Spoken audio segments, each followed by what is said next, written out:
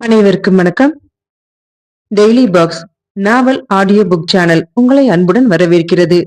நீங்க நம்ம சேனலுக்கு புது வரவா இருந்திருந்தா சேனலை சப்ஸ்கிரைப் பண்ணிட்டு பெல் ஐக்கான கிளிக் பண்ணிடுங்க. நோட்டிபிகேஷன் அண்ட் அப்டேட் உடனுக்குடனே உங்களுக்கு வந்துடும். வீடியோ உங்களுக்கு பிடிச்சிருந்தா லைக் பண்ணிட்டு உங்க ஃப்ரெண்ட்ஸ் அண்ட் ஃபேமிலி மெம்பர்ஸ்க்கு ஷேர் பண்ணிடுங்க. சோழ இளவரசன் கனவு. கனவின் குரலாக சங்கீதா. அத்தியாயங்கள் 23 மற்றும் 24. அத்தியாயம் 23. நான் வருகிறேன் சோழ நாட்டிற்கு. இதற்கு முன்பு தெரிந்திராவிடில் எப்போது தெரிய வராது என்று முடிவு செய்துவிட முடியுமா என்று விக்கியண்ணன் கூறினான். பிறகு பல்லவ தளபதி ஒருவன் படுகாயமுற்றிருக்கிறான். பல்லவ ஒற்றர்களுக்கு சந்தேகம் ஏற்பட்டிருக்கும். அயலூர்காரர்களை அவர்கள் கண்காணிப்பர் என்றான். ஆதித்தன் மௌனமாக இருந்தான். பிறகு சரி, உனது யோசனை என்ன என்று கேட்டான்.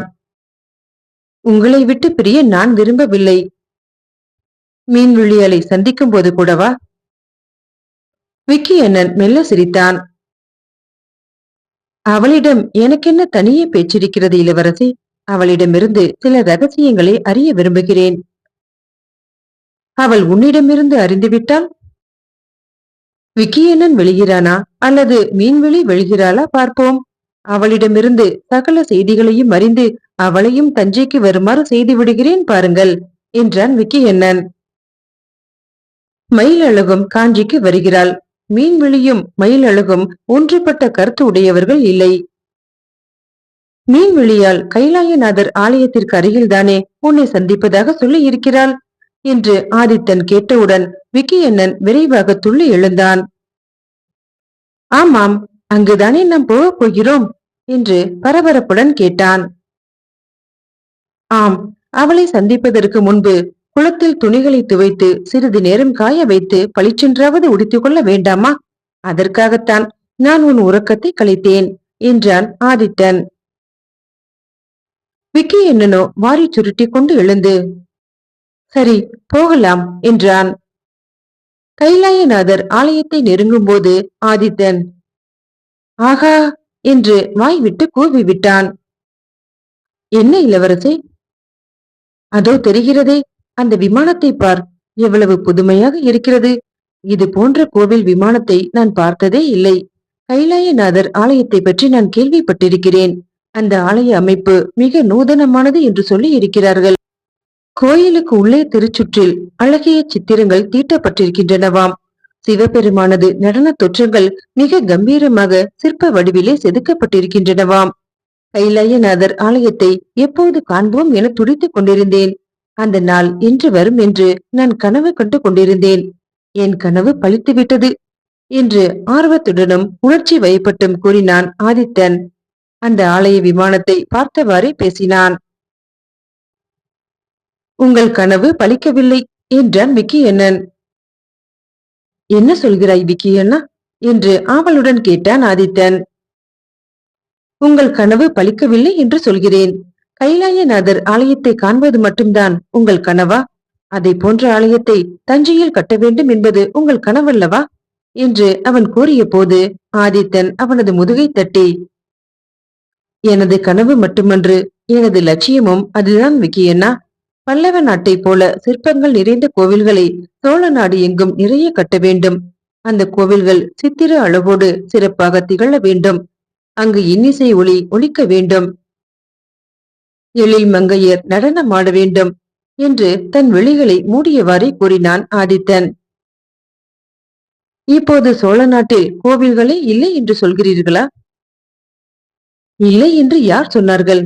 அப்பரும் ஞான சம்பந்தரும் சுந்தரரும் சோழ நாட்டில் கோவில்கள் இருந்தமையால் தானே அங்குள்ள இறைவன் மீதும் இறைவியின் மீதும் பாடல்களை ஆரமாக தொடுத்து அணிவித்திருக்கிறார்கள். பாடல்கள் பெற்ற அந்த கோவில்கள் செங்கற்களால் கட்டப்பட்டு கவனிப்பார் இல்லாமல் அழியும் நிலையிலே இப்போதும் இருக்கின்றன. அவற்றை கற்றளிகளாக மாற்ற வேண்டும். அதுதான் எனது லட்சியம். அதற்காகத்தான் பல்லவ நாடெங்கும் சுற்றி பார்க்க வந்தேன் என்றான் ஆதித்தன். அப்போது கீழ்த்திசையில் கதிரவனின் பொற்கதிர்கள் பூத்து கோவிலை நோக்கி பொங்கி வர தொடங்கின. பனித்துளிகளில் மெல்லிய பொன்றேகைகள் தவிழ்ந்து மின்னின. குளத்தில் குளிர்ந்த நீரில் இருவரும் அமிழ்ந்து குளித்துவிட்டு படிக்கட்டுகளில் ஆடைகளை உணர போட்டு திரும்பிய போது அங்கே மீன்வெளி நின்று கொண்டிருந்தாள். விக்கி அண்ணனும் ஆதித்தனும் வைத்த கண் வாங்காமல் அவளை நோக்கி கொண்டிருந்தனர். தாங்கள் காண்பது கனவா அல்லது நனவா என்று அவர்கள் பிரமிப்புடன் நோக்கி கொண்டிருந்த போதே மீன்வெளி மெல்லச் சிரித்தாள். குளத்திலே மலர்ந்திருந்த அள்ளி மலரை அது நினைவூட்டியது. என்ன அப்படி பார்க்கிறீர்கள்? நான் தான், நானே தான் என்றாள் அவள். அவர்களை நெருங்கி படிக்கட்டுகளில் இறங்கி வந்தவாறு உறக்க கலக்கம் அவளது விழிகளிலே நெளிந்தது. அவளும் அவர்களை அங்கு எதிர்பார்க்கவில்லை. எங்களை நீ இங்கு எதிர்பார்க்கவில்லை அல்லவா என்று ஆதித்தன் கேட்டான். ஆமாம், உங்கள் இருவரையும் சேர்ந்தே பார்ப்பேன் என்று நான் நினைக்கவில்லை. நீங்கள் மட்டும்தான் வருவீர்கள் என்று நினைத்தேன் என்று விக்கி அண்ணனை பார்த்து கூறினாள். அப்படியென்றால் நான் மெல்ல இப்படி நகர்ந்து கொள்ளட்டுமா என்றான் ஆதித்தன் விக்கி அண்ணனை பொருள் பொதிந்த பார்வையோடு நோக்கியபடி. வேண்டாம் வேண்டாம் இளவரசே என்று சொன்னதும் உடனே தீயை மிதித்தவன் போல சற்று துள்ளி உதட்டை மெல்ல மடித்தவாறு மீன் வெளியாளையும் ஆதித்தனையும் மாறி மாறி பார்த்தான். ஆதித்தன் முகத்திலோ கோபம் பொங்கியதை கண்டான். மீன்வெளி முகத்திலோ வியப்பும் ஏதும் புரியாததால் திகைப்பும் ஏற்படுவதை கண்டான். விக்கி அண்ணன் ஒரு கணம் கூட தாமதிக்காமல், நேற்று இரவு நாம் ஒரு நாடகம் பார்த்தோமே, அந்த நாடகத்தில் வேடமிட்டவர்கள் இப்படித்தானே அரசராகவும் இளவரசராகவும் அழைத்துக் கொண்டே நடிக்கிறார்கள். அது என்ன கதை நினைவிருக்கிறதா? சாதாரண மனிதன் அரசராக தன்னை கருதி கொள்வதில் எவ்வளவு பெருமைப்படுகிறான் என்றான். அப்படியா அரசே என்று வாயை மிகவும் மரியாதையுடன் பொத்திக்கொண்டு வணங்குவது போல நடித்தான் ஆதித்தன். இப்போது மூவரும் சேர்ந்து சிரித்தார்கள். சோழ நாட்டில் உள்ளவர்களுக்கு நகைச்சுவை உணர்ச்சியும் உண்டு போல் இருக்கிறது என்றால் மீன்வெளி. ஏன் உங்கள் நாட்டில் அந்த உணர்ச்சி கிடையாதோ என்று ஆதித்தன் கேட்டான். பிறகு அந்த பேச்சை மாற்ற விரும்பி, உங்கள் தந்தை சிற்பியார் காஞ்சிக்கு வந்திருக்கிறாரா? இல்லை, அவர் வருவதற்கு இன்னும் சில நாட்கள் ஆகும் என்றாள் மீன்வெளியால். தந்தையை விட்டுவிட்டு நீங்கள் மட்டும் வந்து விட்டீர்களே என்று மெல்ல ஆதித்தன் கேட்டான். சொன்னபடி நடக்க வேண்டுமல்லவா என்று அவள் விக்கி அண்ணனை கடைக்கண்ணால் பார்த்தவாறு சொன்னாள். மிக்க நன்றி. எதற்கு?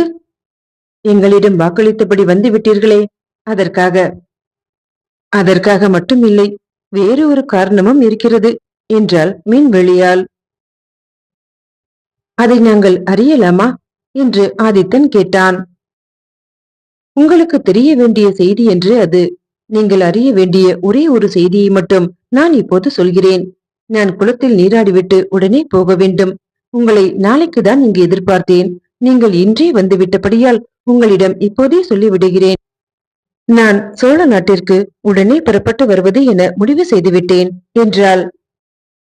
உடனே ஆதித்தன் திடுக்கிட்டான். விக்கி அண்ணனை நோக்கினான். நேற்றே இவரிடம் சொல்லியிருக்கிறேன் என்றாள் சிற்பியின் மகள். என்னிடம் நீ சொல்லவில்லையே என்பது போல சற்று கோபமாக விக்கி அண்ணனை பார்த்தான் ஆதித்தன். என்னிடமும் சொல்லவில்லை என்றான் விக்கி அண்ணன். மீன்வெளியால் அவனை பார்த்தவாறு, சொன்னதாகத்தான் எனக்கு நினைவு. நான் அப்படி சொல்லுகிறாவிடில் இப்போதுதான் சொல்கிறேனே. மாமல்லபுரத்தில் மாசி மாத பௌர்ணமி என்று மிக சிறப்பாக திருவிழா நடைபெறும். அதை காண நான் செல்ல போகிறேன். லட்சோப லட்சம் பேர் கடலாட வருவார்கள். நானும் அந்த சமயத்தில் சோழ நாட்டிற்கு புறப்பட்டு சென்று விடலாம் என நான் முடிவு செய்திருக்கிறேன். உங்களில் ஒருவர் எனக்கு துணையாக வந்தால் நான் சோழ நாட்டை அடைந்து விடுவேன் என்றாள். திடீரென அவள் இவ்வாறு பேசுவது அவர்களுக்கு வியப்பை அளித்தது. ஆதித்தனும் விக்கி அண்ணனும் அவள் சொல்வது உண்மைதானா என்று கேட்பது போல அவளை நோக்கினார்கள். அவர்களை பார்த்து மீன்வெளியால், நான் சொல்வதில் உங்களுக்கு நம்பிக்கை இல்லையா என கேட்டாள். ஆதித்தன் மெல்ல கனைத்துக் கொண்டு, நம்பிக்கை இருக்கிறது. ஆனால் உனது தந்தை அனுமதிப்பாரா அல்லது பல்லவ அரசர்தான் அதற்கு சம்மதிப்பாரா என்று கேட்டான். என் தந்தையே கூட பல்லவ நாட்டை விட்டு வேறு நாட்டிற்கு செல்ல முடிவு செய்து விட்டார் என்றாள் அவள். ஆதித்தன் மெல்ல சிரித்தபடி, ஒரே நாளில் எவ்வாறு மனமாற்றம் ஏற்பட்டிருக்கிறது? புதிய கோவில்களை கட்டுவதற்கு புதிய சிற்பங்களை தேர்ந்தெடுத்து அதற்கான முயற்சியில் பல்லவ அரசர் தீவிரமாக ஈடுபட்டிருக்கும் போது சிற்பி தன் மனதை ஏன் மாற்றிக்கொண்டார்? நம்ப முடியவில்லையே. திடீரென்று அவர் தன் மனதை மாற்றிக்கொள்ளவில்லை. நான் தான் அவர் மனம் மாறும்படி பேசி வருகிறேன் என்றாள். ஏன் ஏன் அப்படி பேசி வருகிறாய்? சிறிது காலமாக சக்கரவர்த்தி திருத்தணிகை முருகனுக்கு பொன்மலர் செய்வதிலேயே கவனம் செலுத்தி வருகிறார். பொக்கிஷத்து செல்வம் முழுவதும் அதற்கே செலவாகிவிட்டால் சிற்பப்படி நிறைவேறுவது ஏது? இப்போது படையெடுப்பை பற்றி தீவிரமாக திட்டமிட்டு வருகிறார். கோட்ட தலைவர்கள் எல்லோரும் தம் தம் பகுதிகளில் படைத்திரட்ட முனைந்திருக்கிறார்கள். எந்த நாட்டின் மீது படையெடுத்து செல்ல போகிறாரோ தெரியவில்லை. சமாதானம் நிலவும் பட்சத்தில்தான் சிற்பப்பணி சிறப்பாக நடைபெறும். படை வீரர்களை நிலையாக வைத்துக் கொண்டு அவர்களுக்கு சோறு இடுவது என்றால் பஞ்சம் மிக விரைவிலே எட்டி பார்த்துவிடும். அதனால் தான் நான் முடிவு செய்தேன், இனி பல்லவ நாட்டில் சிற்பிகளுக்கு வேலையில்லை என்று அவள் மிக அழுத்தம் திருத்தமாக சொல்லி முடித்தாள். ஆதித்தனும் விக்கியண்ணனும் அவள் பேசும்போது அவள் முகத்தில் ஏற்படும் உணர்ச்சிகளை மிக கவனத்துடன் பார்த்து கொண்டிருந்தார்கள். மீன்விழி படிக்கட்டுகளில் இறங்கினாள். நான் உங்களுடன் பேசியதிலேயே நேரம் அதிகமாகிவிட்டது. நான் குளித்துவிட்டு புறப்பட போகிறேன். நான் சொன்னது நினைவில் இருக்கட்டும். பௌர்ணமி என்று மாமல்லபுரம் வந்து சேருங்கள். இங்கிருந்து நேர்ச்சாலை மாமல்லபுரத்திற்கு செல்கிறது. பல வண்டிகள் செல்லும். ஏற்றிச் செல்வார்கள். கடற்கரை அருகே சிவன் கோயில் ஒன்று இருக்கிறது.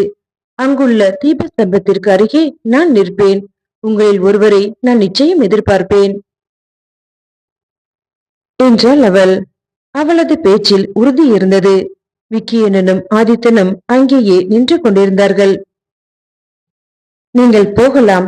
கைலாயநாதர் ஆலயத்திற்கு காலை பூஜையை கண்டு இறைவன் அருள் பெற நீங்கள் போகலாம் என்று கூறி அவள் ஒவ்வொரு படிக்கட்டாக இறங்கி தண்ணீருக்குள்ளே மூழ்கினாள். தடாகத்தில் மலர்ந்திருந்த அள்ளி மலரோடு மலராக அவளது முகம் தெரிந்தது. விக்கியனும் ஆதித்தனும் கைலாயநாதர் ஆலயத்தை நோக்கி சென்றனர். இருவரும் பேசிக் கொள்ளாமல் மௌனமாகவே நடந்தனர். இவள் சொல்வதை நம்பலாமா என்று கேட்டான் ஆதித்தன். நானும் அதைத்தான் யோசிக்கிறேன் என்று கூறிய விக்கியண்ணன் சிறிது நேரம் கழித்து, மாமல்லபுரத்திற்கு போய்தான் பார்ப்போமே என்றான். புரிகிறது. மீன்வெளியை அழைத்துக் கொண்டு கங்க நாட்டிற்கு செல்ல திட்டமிடுகிறாய் என்று ஆதித்தன் கடுமையாக கேட்டான். அத்தியாயம் 24. இளவரசி அழைக்கிறாள்.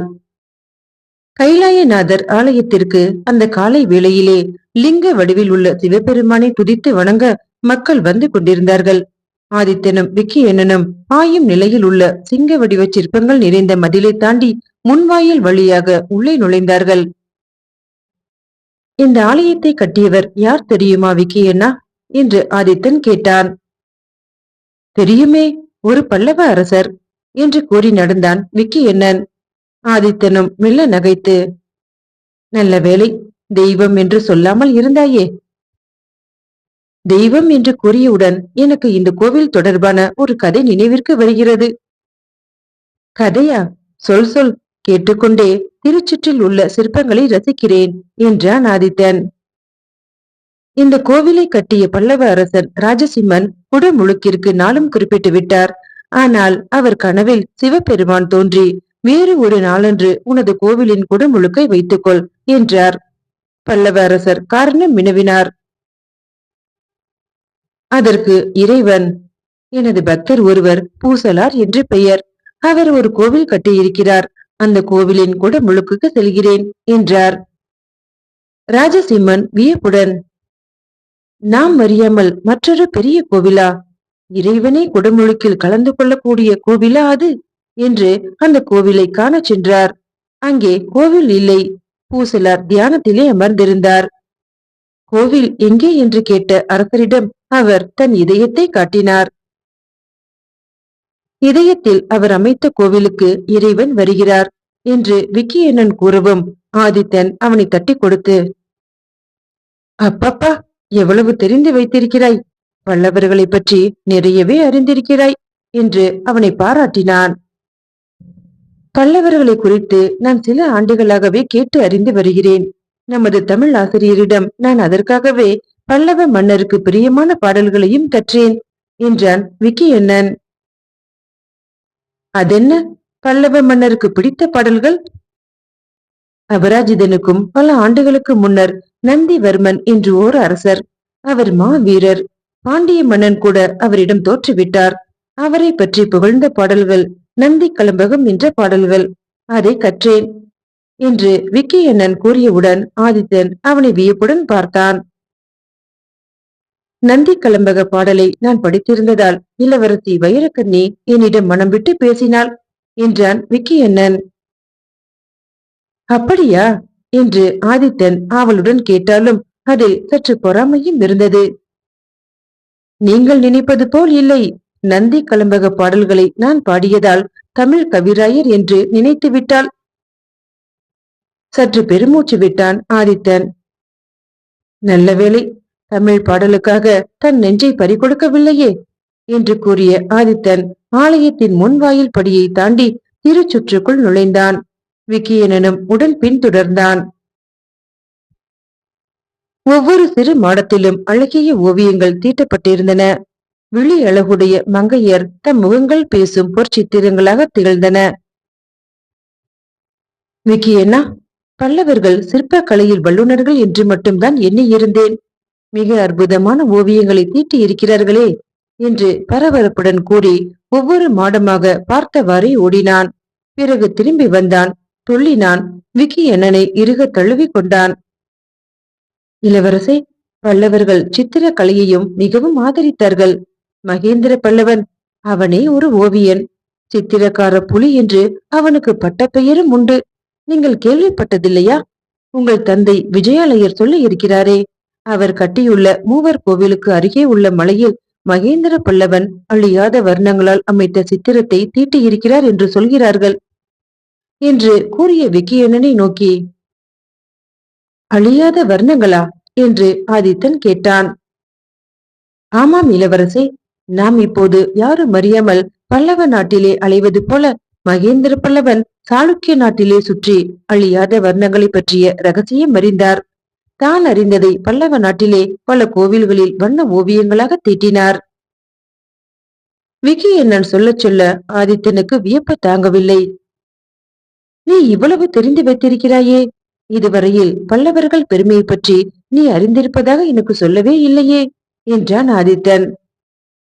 பல்லவர்கள் பெருமையையும் திறமையையும் நேரே அறிய போகிறோமே என்ற எண்ணத்தில் இருந்தேன். இப்போதுதான் நேரே காண்கிறோமே. விக்கியண்ணா, என் பசி கட்டுக்கடங்காமல் போகிறது. சோழ நாட்டை கலைச்செல்வங்கள் நிறைந்த பூமியாக்க வேண்டும். தஞ்சையில் ஒரு பெரிய கோவிலை கட்ட வேண்டும். அங்கே இது போல திருச்சுற்றில் சித்திரங்களை தீட்ட வேண்டும். சிற்பங்கள் அமைக்க வேண்டும். இறைவன் எதிரே நங்கையர் நடனமான வேண்டும். அதற்கேற்ற தமிழ் பாடல்களை கவிஞர்கள் இயற்ற வேண்டும். சிற்பத்திற்கு மின்வெளி, நடனக்கலைக்கு மயில் அழகு, சித்திரத்திற்கு... விக்கியண்ணா, நீ மாமல்லைக்கு இன்றே புறப்பட்டு விடு என்று ஆதித்தன் இடையில் பரபரப்புடன் சொற்கள் புயல் போல பாய பேசினான். திருச்சுற்றை வலம் வரும்போது தெற்கு மூலையில் ஐயா என்று ஒரு குரல் கேட்டது. இருவரும் ஒரு சேர திரும்பி பார்த்தனர். ஒரு இளம்பெண் நின்று கொண்டிருந்தாள். அவள் வேறு யாரையோ அழைப்பதாக எண்ணி செல்லத் தொடங்கினர். ஐயா, உங்களைத்தானே? கவிராயரே, தங்களைத்தான் என்ற அந்த இனிய குரல் கேட்டு விக்கியண்ணன் திடுக்கிட்டான். அவள் அவன் அருகே வந்தாள். ஐயா கவிராயரே, என்னை உங்களுக்கு நினைவில்லையா என்று கேட்டாள். ஆதித்தனும் விக்கியண்ணனும் ஒருவரை ஒருவர் பார்த்து கொண்டனர். நல்லவேளை, இன்று பகல் உணவிற்கு ஒருவருடைய உதவி கிடைத்துவிட்டது என்று மெல்ல ஆதித்தன் அவனிடம் கூறினான். என்னை மறந்து விட்டீர்களா கவிராயர் அவர்களே? அருவிக்கரை மாளிகையில் பார்த்ததை அதற்குள் மறந்து விட்டீர்களா? பல்லவ இளவரசியின் என்று அவள் சொல்லத் தொடங்கியவுடன் விக்கியண்ணன் புரிந்து கொண்டான். ஆமாம் ஆமாம், நினைவிற்கு வருகிறது. எவ்வளவோ பெண்களை நாள்தோறும் சந்திக்கிறேன். உடனே நினைவுக்கு வருவதில்லை. என்று கூறியவன் ஆதித்தனின் செவிகளில் மட்டும் கேட்குமாறு, இவள் பல்லவ இளவரசியின் பணிப்பெண் என்றான். ஓ, இளவரசி நலமாக இருக்கிறார்களா என்று கேட்டான் விக்கியண்ணன். என்று தலையசைத்த பணிப்பெண், இளவரசியின் மனம்தான் சரியாக இல்லை. அவரை பிடித்திருந்த கிரகணம் ஒன்று விடுபட்டு விட்டது என்றாலும் நேற்று முதல் இளவரசிக்கு புதிய ஆபத்து உள்ளது என்றாள். என்ன புதிய ஆபத்தா? ஆமாம், இளவரசிக்கு மாளிகையை சுற்றி காவல் போட்டிருக்கிறார்கள். 2 நாட்களாக நான் காஞ்சியில் பல இடங்களில் உங்களையும் மற்றொருவரையும் தேடி தேடி அலைகிறேன். எதற்காக? என்னை தேடுவதில் நியாயம் இருக்கிறது. இளவரசிக்கு என்னை தெரியும். ஆனால் மற்றொருவர் யார் என்று கேட்டான். மற்றொருவரை எனக்கும் தெரியாது. ஆனால் அடையாளம் சொல்லியிருக்கிறார்கள் இளவரசி என்று கூறி விக்கியண்ணன் அருகே நின்ற ஆதித்தனை திரும்பி திரும்பி பார்த்தாள் அந்த பணிப்பெண். என்ன அடையாளங்களை சொல்லி இருக்கிறாள் உங்கள் இளவரசி? பணிப்பெண் நாணத்தால் மெல்ல தலை குனிந்து கொண்டு, அவர் சொல்லி இருப்பதை எப்படி வெளியே சொல்ல முடியும்? என் மனதிற்குத்தான் தெரியும் என்றாள். விக்கியண்ணன் ஆதித்தனை பார்த்து மெல்ல சிரித்தவாறு, இளவரசி என்னென்ன அடையாளங்கள் சொல்லியிருக்கிறாள் என்பதை நான் சொல்லட்டுமா என்று அந்த பணிப்பெண்ணை நோக்கி கேட்டான். அவள் தலையசைத்தாள். நீண்ட கோரைப்பல், சப்பை மூக்கு, குழி விழுந்த கண்கள், பெண்களைப் போல மீசை முளைக்காத முகம், குழி விழுந்த மார்பு, பயந்து நடுங்கும் மேனி, மொட்டைத்தலை என்று அவன் வர்ணித்துக் கொண்டே போன போது பணிப்பெண் குபீரென நகைத்து, போதும் போதும், நிறுத்துங்கள் கவிராயரே, நீங்கள் சொல்வதற்கு நேர் விரோதமான அடையாளங்கள் என்றாள். அத்தகைய அடையாளம் உடையவரை இளவரசி எங்கே சந்தித்தாள் என்று கேட்டான் விக்கியண்ணன். உங்களுக்கு தெரியாத அந்த சம்பவம்? இளவரசி பல்லக்கில் காஞ்சியை நோக்கி புறப்பட்டாள் இல்லையா? எனக்கு அது தெரியாது பெண்ணே. நான் குதிரை ஒன்றை பெற்றுக்கொண்டு உடனே புறப்பட்டு விட்டேனே என்று ஒன்றும் தெரியாதது போலவே கேட்டான் விக்கியண்ணன். மீண்டும் அடுத்த பதிவில் சந்திக்கிறேன். நன்றி.